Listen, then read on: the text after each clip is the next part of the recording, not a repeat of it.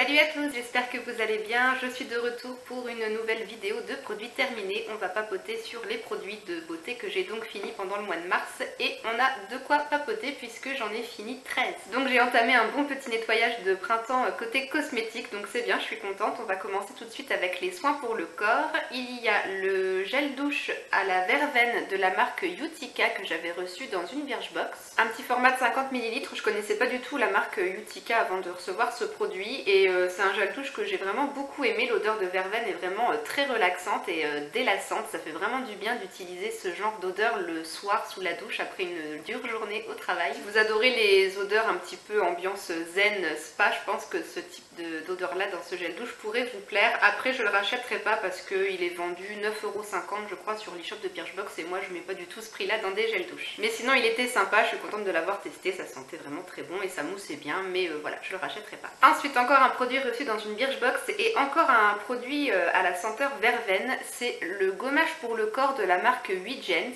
J'avais déjà essayé le lait pour le corps de cette marque qui était aussi parfumé à la verveine et je me souviens que j'avais un petit peu tiqué sur l'odeur, j'aimais pas trop cette version là de verveine et du coup bah c'est pareil pour le gommage, il a la même odeur et j'apprécie pas trop. C'est pas la même odeur de verveine que le gel douche que je vous ai montré juste avant, il y a un autre truc en plus là-dedans, je sais pas quoi, mais du coup c'est pas la même odeur et moi je la trouve moins agréable. Concernant l'efficacité, c'est un gommage pour le corps que j'ai trouvé plutôt bien, les grains sont petits mais très nombreux, on sent que ça gratouille bien la peau, mais bon pour les jambes c'était peut-être pas assez costaud pour moi parce que j'avais quand même quelques poils incarnés sur les jambes. Je fais toujours un gommage sur mes jambes avant de les épiler et je vois tout de suite en fait si le gommage est efficace ou pas. Si j'ai des poils incarnés, c'est que le gommage n'est pas assez costaud pour moi. Mais sinon du coup je trouvais qu'il était bien pour exfolier la peau au niveau des épaules et du décolleté, du coup c'était pas trop agressif. La texture était sympa, ça se transformait un petit peu en lait quand on massait, donc c'était sympa. Et puis sinon les produits de la marque Huygens, ils ont des bonnes compositions, donc ça c'est cool. Mais voilà, j'ai pas accroché avec l'odeur, donc je le rachèterai pas, mais c'était quand même sympa de le tester. Dernier produit pour le corps que j'ai adoré et que je rachèterai sans hésiter, c'est une crème pour les mains de la marque Mixa, c'est le soin des mains sur gras. Cette crème là, elle m'a littéralement sauvé les mains pendant l'hiver. À mon boulot, je me lave très souvent les mains, j'utilise du gel hydroalcoolique, donc en hiver, le soir quand je rentre du boulot, j'ai les mains complètement défoncées, elles sont très sèches, elles tiraillent, j'ai parfois des micro-gerçures. Au niveau des phalanges, ça se fendit, en fait il y a la peau qui se fendit et ça se met un petit peu à saigner des fois, donc franchement c'est horrible et grâce à cette crème j'ai pu passer l'hiver en étant plutôt tranquille. Je l'appliquais du coup tous les soirs au moment d'aller me coucher, je mettais une bonne couche que je massais bien partout sur mes mains, mes doigts jusqu'au poignet et le lendemain matin quand je me levais, ben, les tiraillements, la sécheresse, tout ça c'était de l'histoire ancienne. Mes petites mimines étaient prêtes à affronter une nouvelle journée, donc après au cours de la journée forcément comme je me lave beaucoup les mains, elles redevenaient un petit peu sèches, mais du coup le soir et ben, la crème là contrait vraiment tous les problèmes et elle me soulageait vraiment bien. C'est marqué de toute façon devant, nourrit en profondeur et soulage, répare les mains abîmées et les micro-gerçures, c'est tout à fait ça, elle tient vraiment ses promesses, j'ai adoré. Après au niveau de la composition, c'est pas trop mal, il y a quand même quelques petits ingrédients pas top top, alors du coup j'ai voulu essayer une autre crème Mixa qui est bio, c'est marqué à l'huile d'abricot bio devant, la composition est un peu mieux mais elle est un petit peu moins efficace, donc du coup je rachèterai celle-ci sans hésiter. On passe aux cheveux, j'ai terminé un shampoing pendant le mois de mars, c'est le shampoing très doux au concombre de la marque Dove, donc c'est un des derniers shampoings qui est sorti il y a pas longtemps, il doit y avoir une autre version à l'avocat je crois, mais moi j'avais pris celui au concombre pour les cheveux normaux en manque de fraîcheur, hydrate et rafraîchit sans silicone. Ils disent, bon c'est pas tout à fait vrai, hein, il y en a quand même un je crois. Oui c'est ça, il y a un ingrédient qui est un peu similaire à du silicone, mais sinon la composition est assez courte et moi pour un shampoing de supermarché ça me convient très bien. C'est un grand format de 400 ml en plus, donc ça dure super longtemps. Moi avec mon chéri, donc on était deux à l'utiliser et ça nous a duré, je crois qu'on l'avait commencé en novembre celui-là, donc de novembre à mars pour deux, franchement c'est assez économique. Ça sent plutôt bien le concombre, en plus c'est vraiment très agréable, très frais, c'est un shampoing qui mousse bien, qui avait une texture un petit peu gélifiée, pas besoin d'en mettre beaucoup et voilà, ça lavait super bien le cuir chevelu sans l'agresser. Avec ce shampoing mes cheveux étaient propres pour 2 à 3 jours, en général j'arrivais souvent à tenir 3 jours, bon avec un shampoing sec quand même le 3e jour, mais franchement c'est pas mal et surtout je trouvais que je gagnais un petit peu en volume au niveau de mes racines, parce que souvent moi en fait je me lave les cheveux tous les 2-3 jours et le lendemain du shampoing en fait mes cheveux sont pas forcément sales mais ils sont vite juste raplapla au niveau des racines, et avec celui-là je trouvais que je gagnais quand même un petit peu plus en volume, donc c'était cool. Et du coup ce shampoing devient officiellement mon shampoing préféré de supermarché, donc je le rachèterai sans hésiter dès que je le retrouverai en promo. J'en ai un deuxième d'avance parce que j'avais acheté un lot de 2 et je crois que j'avais payé le lot de 2 aux alentours de 3 €, donc franchement c'était un super rapport qualité-prix. Dès que je le retrouverai en promo, j'hésiterai pas à le racheter. On passe aux soins visage, il y en a 8 ce mois-ci, mais c'est essentiellement des petites miniatures et des échantillons que j'ai terminé. On commence avec la crème de jour de la marque Thermalive que j'avais reçu dans une Birchbox, un petit format de 15 ml. Tous les produits de la marque Thermalive que j'avais essayé, j'avais plutôt bien aimé, mais celui-là il m'a pas vraiment convaincu plus que ça, il va pas me laisser un souvenir impérissable. Bon, l'odeur était plutôt agréable, c'était assez frais, mais ce que j'ai pas trop aimé dans cette crème de jour, c'est la texture en fait. Moi quand je l'étalais sur ma peau, ça me laissait une sensation de peau un petit peu collant et je trouvais que ça persistait quelques minutes, donc j'ai pas trop apprécié. Bon, après moi quand je mets mes soins, je me maquille pas juste après, je descends déjeuner et je me maquille après, donc la crème a quand même le temps de pénétrer, mais je pense du coup que si on se maquille vraiment juste après avoir appliqué cette crème, je suis pas sûre que le fond de teint apprécie. Après sinon au niveau d'hydratation elle faisait le boulot et puis ma peau a pas fait de réaction particulière, mais j'ai pas vraiment pris de plaisir à l'utiliser, donc voilà, je la rachèterai pas. Ensuite, après la crème Thermalive, j'ai utilisé pendant une semaine un échantillon de la crème légère activatrice d'hydratation de la marque Sephora, donc pendant une semaine en crème de jour. Donc vu que c'est un échantillon, je pourrais pas vous dire grand chose, si ce n'est que j'ai préféré la texture de cette crème. Elle pénétrait bien dans la peau, elle la laissait bien souple, bien douce, il n'y avait pas de problème. Au niveau d'hydratation c'était bien, ma peau a bien toléré cette crème. Par contre là j'ai regardé juste avant de commencer à filmer la composition, j'avais pas trop fait attention, mais c'est quand même pas top. On nous parle d'un booster d'acide hyaluronique là devant, mais en fait l'acide hyaluronique il est vraiment très loin dans la compo. Et puis en plus de ça, le premier conservateur qui apparaît c'est le phénoxyéthanol. Ça c'est un conservateur que j'aime pas trop. Moi personnellement je suis moins effrayée par les parabènes que le phénoxyéthanol. Et ce fameux phénoxyéthanol il apparaît à la 6e place dans les ingrédients. Et alors si je dis pas de bêtises, je m'avance peut-être, je me trompe, j'en sais rien, mais il me semble que le phénoxyéthanol dans les produits de beauté, il doit pas être en concentration à plus de 1%. En tout cas il y a une réglementation là-dessus et il doit pas être dans une concentration très élevée. Donc du coup si le 6e ingrédient c'est le phénoxyéthanol, ça veut dire que tout ce qui est derrière, et puis tout ce qui est derrière, je peux vous dire qu'il y a une sacrée liste, ça veut dire que c'est concentré à moins de 1%.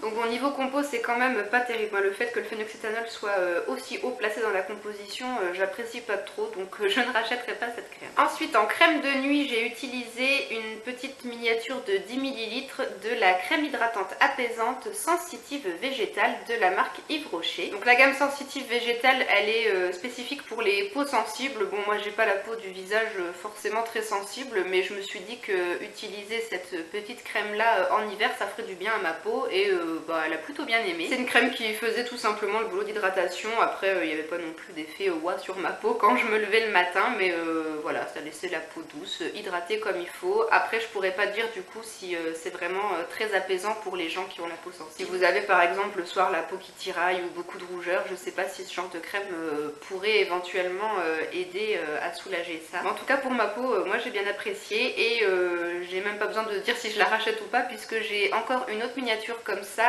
et j'ai aussi eu le full size à mon anniversaire, donc j'ai encore de quoi bien la tester. Ensuite j'ai fini un produit que vous avez déjà dû apercevoir 2 ou 3 fois dans mes produits finis. C'est une petite, non c'est pas une miniature, c'est un échantillon ça, du Sébium Global de Bioderma. Donc c'est le soin intense purifiant qui élimine les boutons pour peau à tendance acnéique.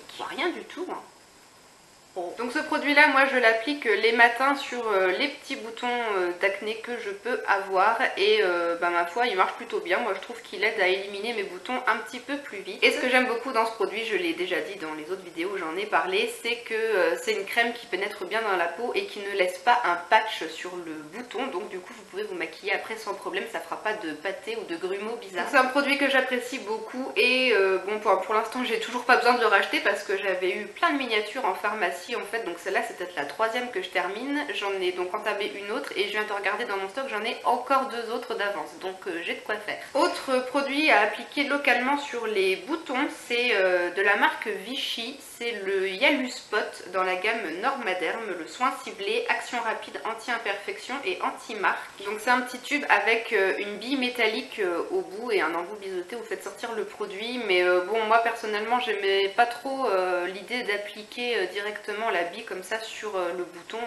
Pour moi après on contamine un petit peu le truc puis on en remet partout sur son visage, donc je mettais sur mon petit doigt et après je tapotais le produit sur le bouton. Et en fait le produit là je l'avais acheté mais il y a plusieurs années, j'avais commencé à l'utiliser et puis après je crois qu'en fait je voyais pas trop d'effet en fait, donc j'avais arrêté de l'utiliser et j'étais partie plutôt sur une crème qui avait été prescrite à mon chéri par son dermatologue. Donc du coup j'utilisais la même crème que lui sur les boutons et puis ça j'avais laissé tomber et du coup comme on a fini la crème qui était prescrite par le dermato, on a réutilisé le truc là pour le finir et franchement je trouve pas qu'il soit si efficace que ça. Non, j'ai vraiment eu du mal à voir les effets avec ce produit là, donc je le rachèterai pas. Et donc ça par contre si jamais vous voulez l'acheter et l'essayer, c'est un produit que moi j'appliquais uniquement le soir parce que lui par contre il laisse un espèce de petit film sur le bouton qui sèche, donc on peut pas se maquiller le teint après avoir mis ce produit là, donc je l'utilisais uniquement le soir. On passe au contour des yeux. Maintenant j'ai terminé la First Aid Eye Cream de la marque Biomed Organics. Ça c'est un produit que j'avais gagné dans un concours sur un blog. Alors ce contour des yeux, les premiers mois je l'ai utilisé uniquement le soir et le matin j'utilisais, si vous vous souvenez, le contour polar avec la bille Roll-On qui pouvait masser le contour de l'œil. Et quand j'ai terminé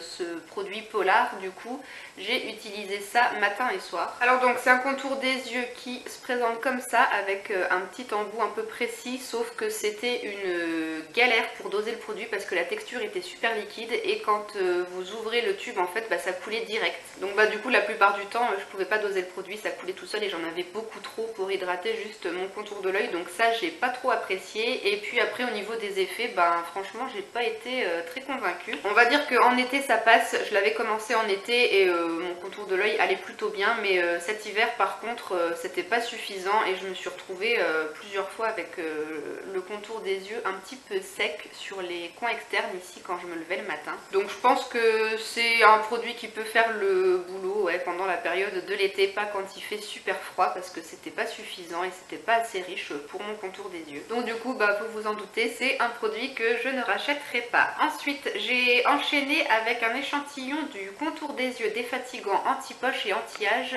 de la marque Bio Beauté by Nux. Donc les crèmes contour des yeux, comme il ne faut pas en mettre beaucoup, ce petit échantillon de 2 ml m'a quand même duré 2 semaines en l'utilisant matin et soir. Il n'y avait vraiment pas besoin d'en mettre beaucoup, la texture s'étalait et s'étirait très facilement sur le contour de l'œil. La composition est vraiment très bien, c'est un produit certifié par EcoCert et c'est un contour des yeux que j'ai beaucoup plus apprécié que celui que je vous ai parlé juste avant. Juste en 2 semaines d'utilisation, j'ai pu voir la différence. Je trouvais quand même que mon contour de l'œil était beaucoup mieux hydraté. Et pour le côté défatigant et anti-poche, j'ai trouvé que c'était plutôt pas mal parce que là vers la fin de l'hiver, fin mars, j'étais quand même assez fatiguée et je trouvais que ça se voyait beaucoup sur mon contour de l'œil. Et quand j'ai commencé à utiliser cet échantillon, du coup à la fin, au bout des 2 semaines, je trouvais que j'avais un contour de l'œil qui était un peu plus joli. Les marques de fatigue avaient un petit peu diminué alors que j'ai absolument pas changé mes habitudes de sommeil ou quoi que ce soit, donc je pense que ce produit y est pour quelque chose. Il m'a laissé une plutôt bonne impression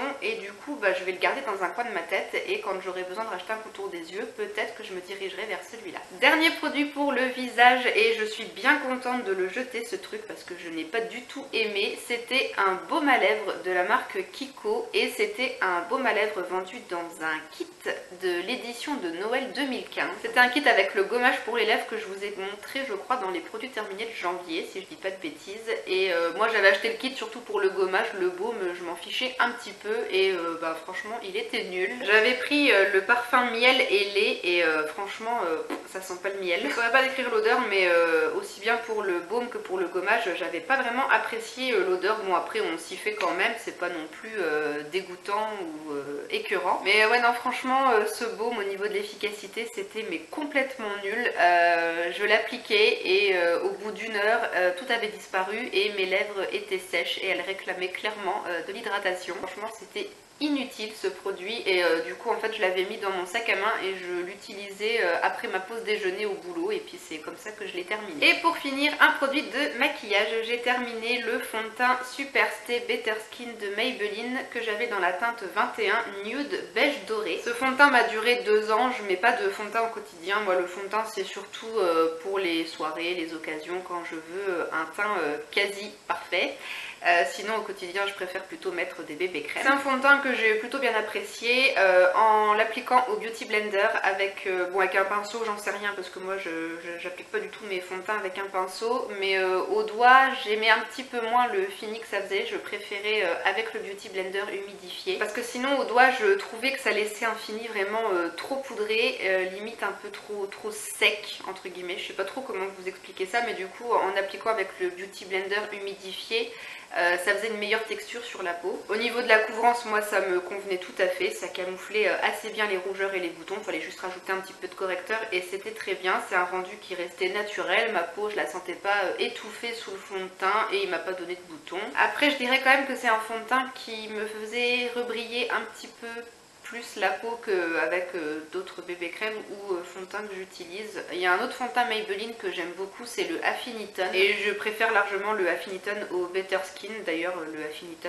je l'ai racheté il n'y a pas longtemps sur vente privée, mais sinon dans l'ensemble c'est quand même un fond de teint qui est sympa avec un bon rapport qualité-prix, mais voilà, il y en a d'autres que je préfère donc je ne le rachèterai pas, je ne pense pas. Et bien voilà, ça y est, nous sommes venus à bout de ces 13 produits terminés du mois de mars. J'espère que la vidéo vous aura plu, qu'elle aura pu vous renseigner sur un ou plusieurs produits si vous cherchiez des avis précis dessus. En tout cas moi je suis bien contente de faire un petit peu de place et de jeter tout ça et de commencer d'autres produits. Mes stocks commencent petit à petit à diminuer. S'il y a des produits que vous avez déjà testés parmi ceux que j'ai montrés aujourd'hui, n'hésitez pas à me donner votre avis dessus dans les commentaires, histoire que je puisse voir un petit peu si on partage les mêmes avis ou pas. J'en profite aussi pour souhaiter la bienvenue aux derniers abonnés, je crois qu'on est 138 à l'heure actuelle sur la chaîne, donc c'est chouette, merci beaucoup. Je vous fais plein de bisous et en attendant une prochaine vidéo, vous pouvez toujours aller faire un petit tour sur le blog si vous le souhaitez, le lien est toujours dans la barre d'infos. Voilà, je vous fais donc plein de bisous, ça je l'ai déjà dit, et je vous dis à très bientôt. Ciao!